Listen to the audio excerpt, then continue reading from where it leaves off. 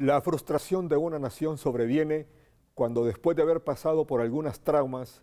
los habitantes de un país se olvidan por completo de los momentos difíciles que, aunque sean dolorosos, recordarlos es de obligación. Es obligatorio no tirarlos al olvido y conformarse con sentarse en el banquillo de los acusados para señalar a los dirigentes del país por lo que debieron, pudieron, pero que dejaron de hacer. Hoy hace 17 años los hondureños sufríamos el último gran avatar de la vida de nuestro país, como fue el paso del huracán Mitch, que además de partirnos el espinazo dorsal del aparato productivo, dejó una huella que a lo largo de todos estos años los hondureños hemos hecho todo lo posible y hasta lo imposible por soportar con dignidad, sin pretender borrarla y esconder los errores cometidos, aunque desconociendo por parte de algunos sectores los aciertos con que el gobierno presidido por Carlos Flores pudo enfrentar aquel embate natural sin precedentes. Las naciones y sus sociedades aprenden de estos acontecimientos adversos gracias a la memoria histórica, de suerte que en el terreno de la cultura, que es el que nos interesa destacar, los grandes países rememoran estos eventos porque de ellos se aprende a convivir en una tierra compartida por ciudadanos de diferentes razas, credos y posiciones.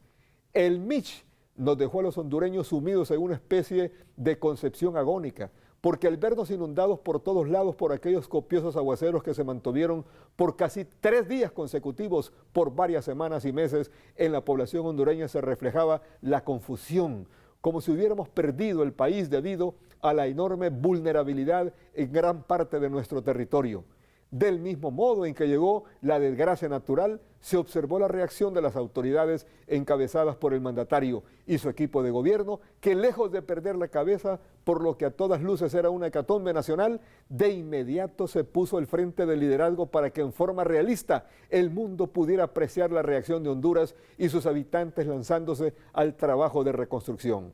Fueron pocos los sectores que, acostumbrados más a criticar que a trabajar, los que se excluyeron de las tareas que Honduras demandaba en aquel momento para reactivar el aparato productivo, cuya merma fue una de las peores consecuencias que nos dejó el paso de aquella terrible tragedia. La verdad sea dicha, Honduras fue objeto de innumerables ofrecimientos de cooperación de países europeos y del continente, pero aunque una gran parte de esa oferta llegó a cuotas, mejor dicho, a cuentagotas, no menos cierto es que otra parte de esa ayuda se esfumó en las promesas que también son propias de algunos gobiernos. La lección que aprendimos en esa ocasión es que en el orden internacional es muy fácil y bastante común que en los momentos aciagos de una tragedia afloren las promesas de ayuda, sin que signifique esto que las mismas se van a materializar por diferentes razones, una de orden burocrático internacional y otra de orden interno. Pero a la vez los hondureños tuvimos que tragarnos las palabras para reclamar.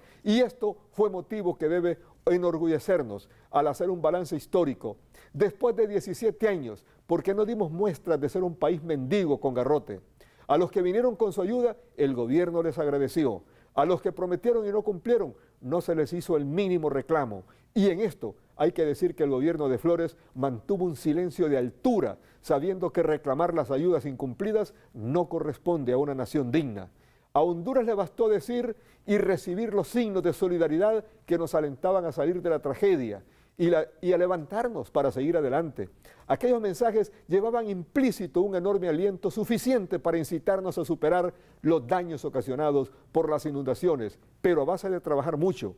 En ese tiempo se vislumbraron opciones en los niveles gubernamentales. Hubo desacuerdos entre varios ministros, pero lo esencial es que la República hondureña no se ahogó, sino que por la vía del trabajo esforzado, no solo nos mantuvimos a flote, sino que a pesar de la enorme fractura en el aparato productivo, aunque con recursos insuficientes para enfrentar el aluvión de problemas,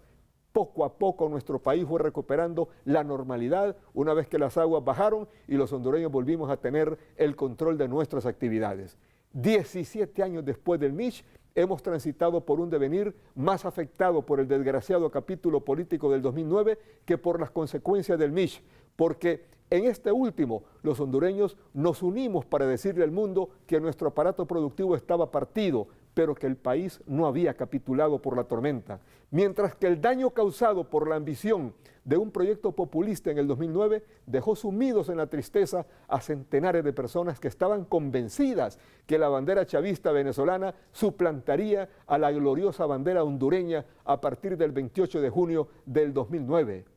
Pero en ambos casos, tanto del MICH como del 28 de junio de 2009, el balance histórico que queda es positivo. Así son las cosas y así se las hemos contado hoy viernes 30 de octubre del 2015. Buenas noches.